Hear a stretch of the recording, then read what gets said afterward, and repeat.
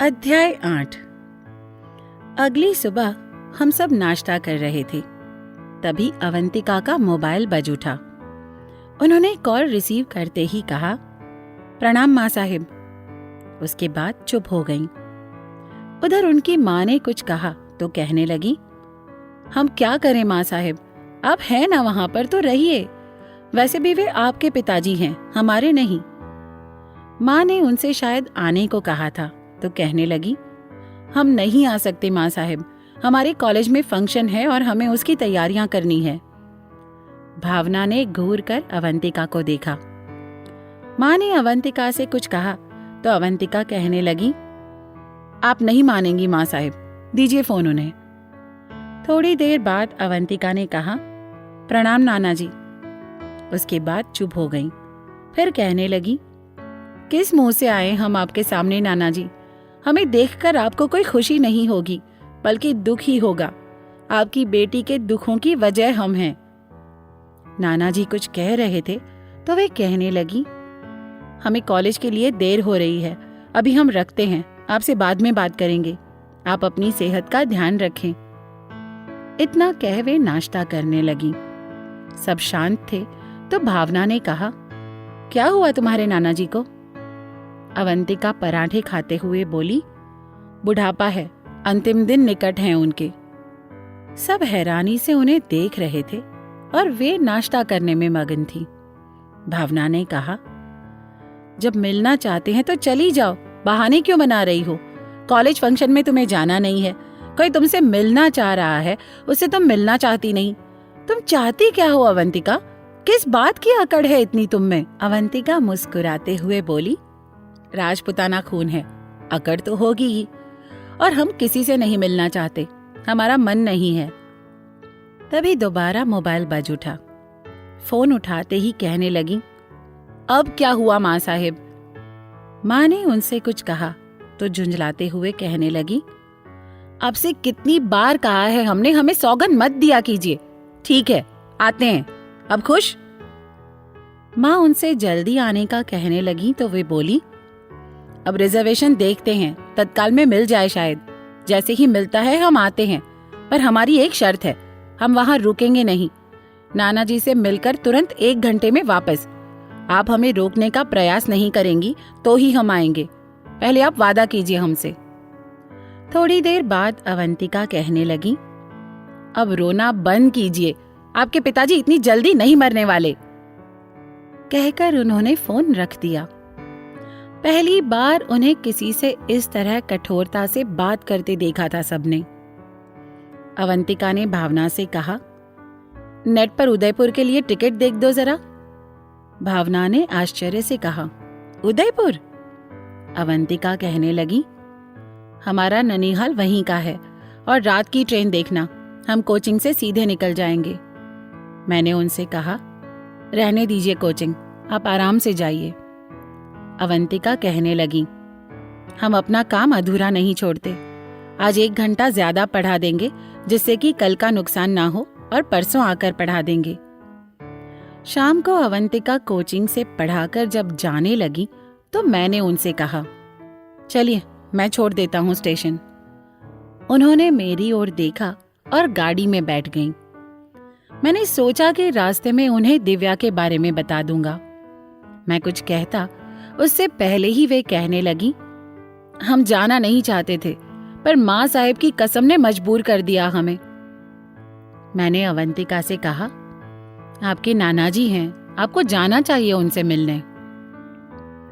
अवंतिका ने मेरी ओर देख कहा, हमारा मन किसी से भी मिलने को नहीं होता, हम परसों आ जाएंगे। मैंने उनसे कहा, फोन कर दीजिएगा, मैं आपको लेने आ जाऊंगा।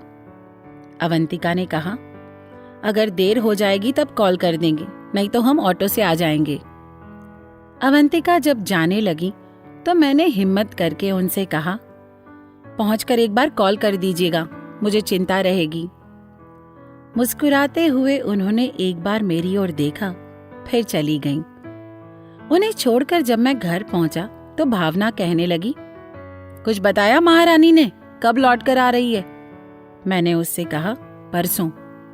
भावना कहने लगी कि मुझे तो लगता था कि बस कॉलेज में ही उसे इतनी अकड़ है, पर अपनी माँ और नाना जी के लिए भी इसका रवैया वैसे ही है।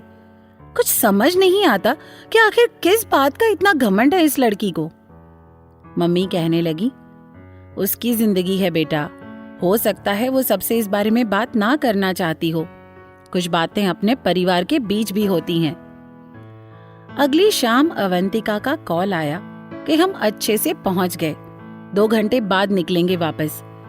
मैंने उनसे अपना ध्यान रखने को कहा। उसके बाद फोन के दोनों ही ओर सन्नाटा था। ना तो उन्होंने कुछ कहा और ना ही मैंने। एक दूसरे की सांसों की आवाज आ रही थी हमें।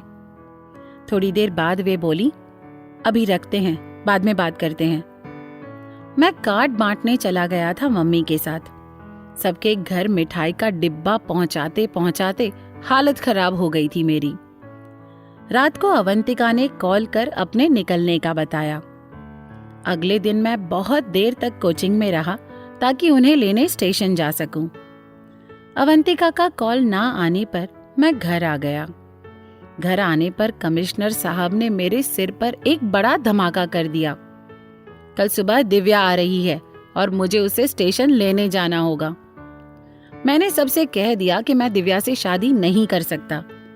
उसके बाद तो मेरे घर के सारे पद मुझ पर टूट पड़े। वो तो भला हो अवंतिका का कि वो आ गई और सबका ध्यान मुझ पर से हटकर उन पर चला गया। अवंतिका जब गई थी तो उनके साथ बाद एक पिट्ठू बैग था, पर जब लौटी तो एक पुराना एंटीक ट्रंक था जिसे वो रोहित की मदद से ऊपर रखवा रही थी, और ढेर सारी मिठाइयाँ टोकरी में सजी हुई थी, जिन्हें मम्मी को सौंपते हुए उन्होंने कहा, ये नाना जी ने आप सबके लिए भिजवाई है। घर पर सब हैरान थे उनके लाए सामान को देखकर। चाची ने उनसे पूछा, अब नाना जी कैसे हैं तुम्हारे? अवंतिका कहने लगी, ठीक है अब। भावना ने कहा, तुम्हें देख खुश हो गए होंगे ना? अवंतिका खाना खाते खाते कहने लगी, हमें देखकर कोई खुश नहीं हो सकता भावना। भावना ने कहा, क्यों? अवंतिका बोली, तुमने हमारी माँ साहिब को देखा नहीं है। जिस दिन देखोगी उस दिन समझ जाओगी। अगर हम पर विश्वास ना हो तो अपने भैया से पूछ लो। वे भी अचंभित थे माँ साहिब को देखकर कि हम उनकी बेटी हैं, तो हमारे नाना जी कैसे खुश हो सकते थे। खैर, उन्होंने हमसे कुछ कहा नहीं, पर मन की बात समझ सकते हैं हम। भावना ने उत्सुकता से पूछा, ट्रंक में क्या है?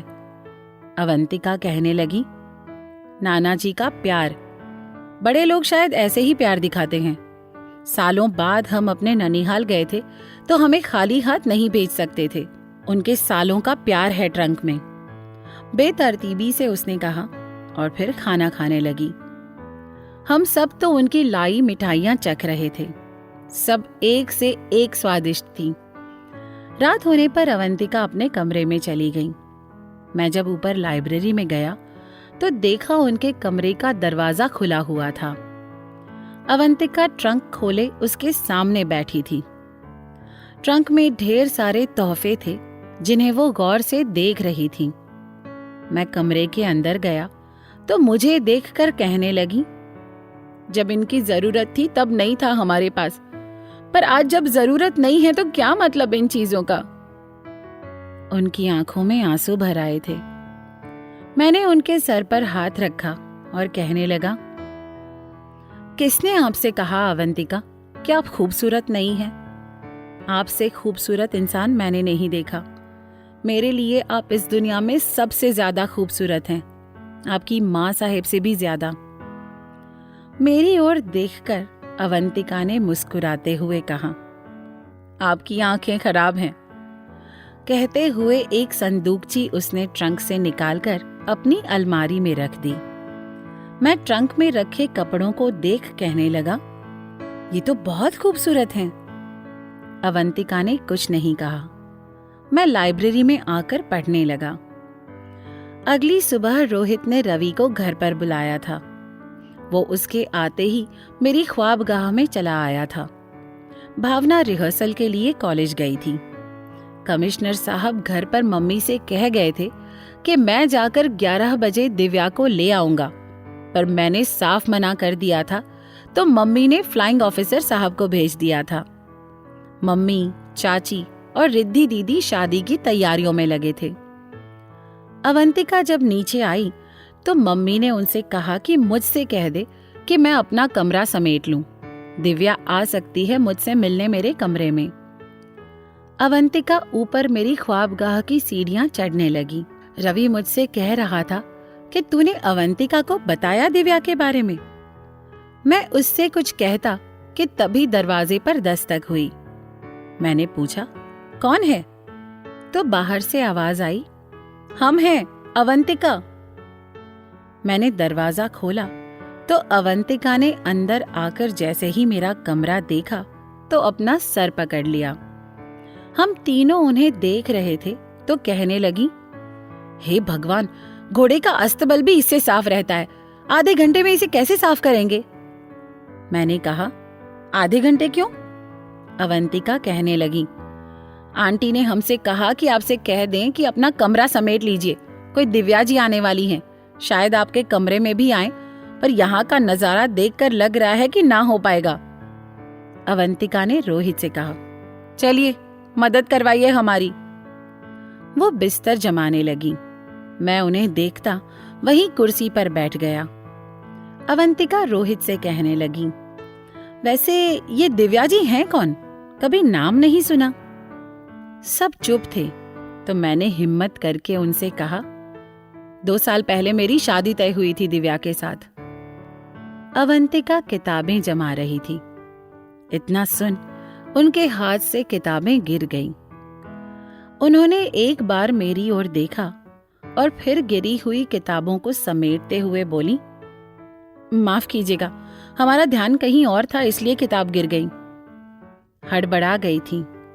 जल्दी जल्दी किताबें समेटने लगी और हम तीनों एकदम से खामोश हो गए, उनके चेहरे को देख रहे थे।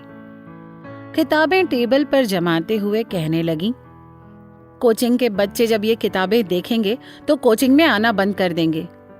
रोहित ने कहा, क्या मतलब?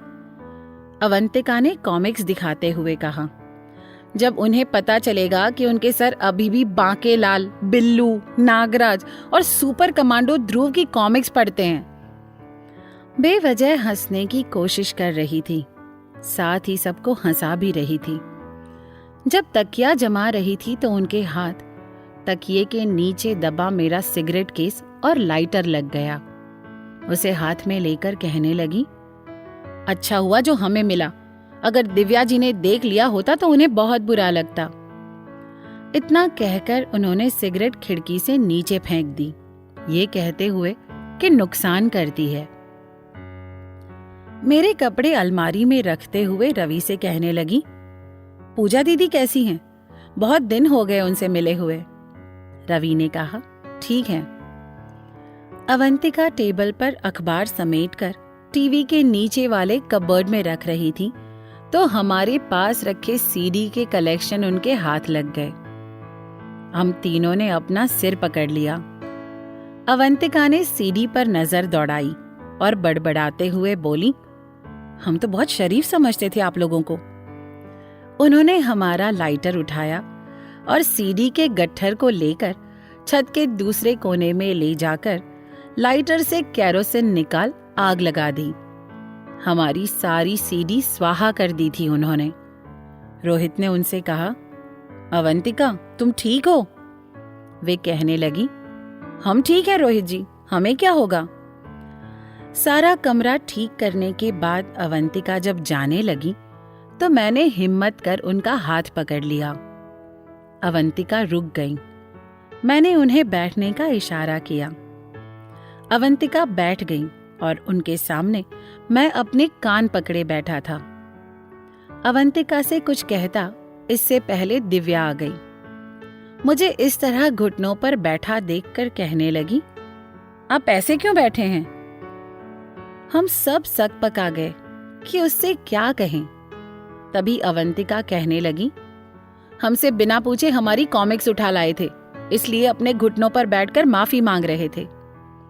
दोस्तों, ये कहानी और ऐसी और भी कहानियों के लिए आपको सिर्फ प्ले स्टोर पर जाकर प्रतिलिपि एफएम टाइप करना है और आप इसको इंस्टॉल करके ढेर सारी कहानियाँ सुन सकते हैं और उसके बाद लॉगिन करके आराम से अपना समय एंजॉय कर सकते हैं। शुक्रिया।